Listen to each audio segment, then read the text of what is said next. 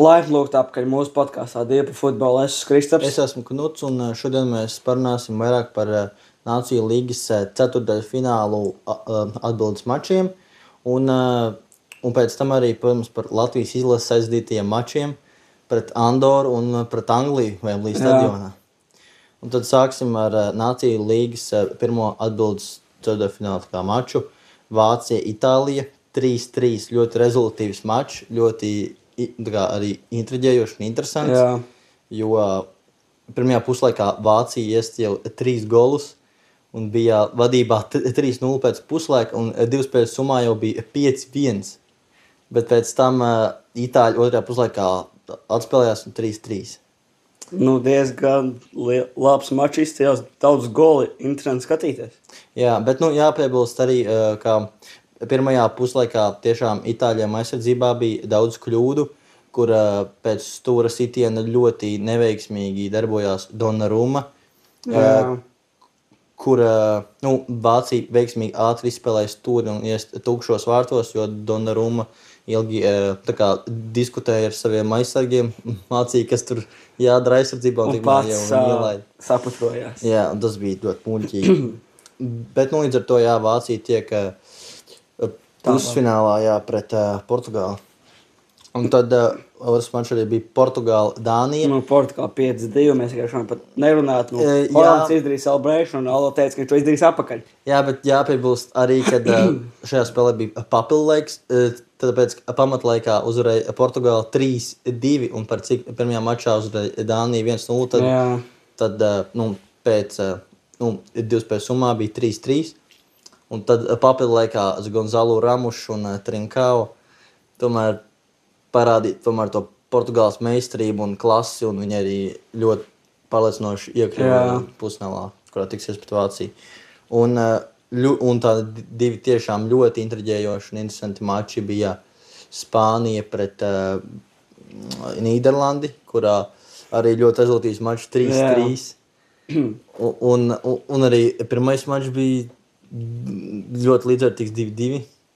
Jā, bet Spāņi tiek tālāk. Bet pēcspēles sodu sitienu sērijā tomēr Spāņi. Jāpiebilst, ka Lamīna Jamals izpildīja ļoti nepārliecinošu pendeli, vai ne? Jā, tas, ja viņš būtu trāpījis, Spāņi būtu garantēti tikuši bez. Tā kā, Spāņi izstījās labākie godīgi, bet Nīderlanda kā vienmēr savu aizsardzībā ar Virgil turās. Jā, principā Nīderlandai aizsardzība ar Van Dijk un ar viņu partneris aizmirst, kurš viņam bija, bet...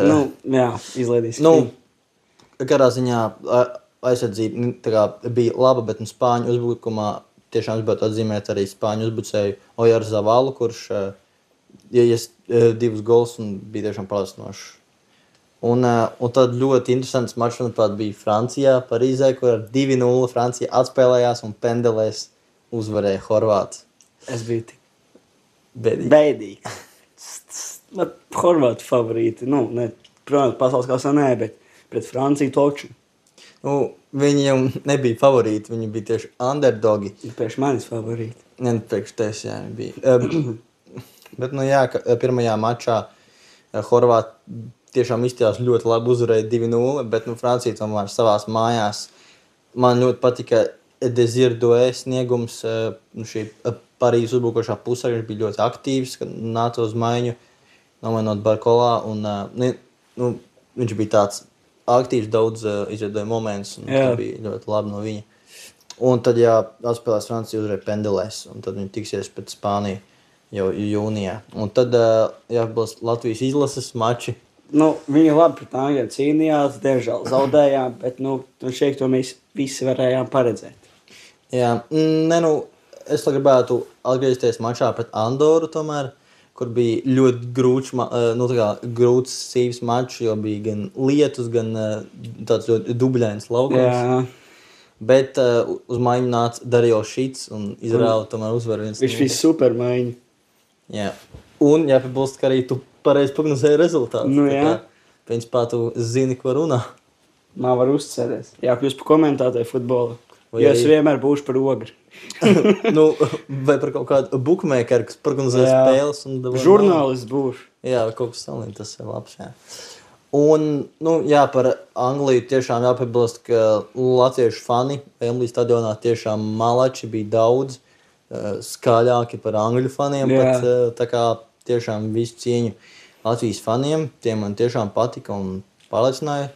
Bet spēlētāji, tā spēle tiešām bija ļoti uz aizsardzību vairāk tendēts tas mačs, bet, protams, Latvijas spēlētāji ir daudz zemāk līmeņi nekā angļu, vai ne? Jā, bet, labi cīnījās.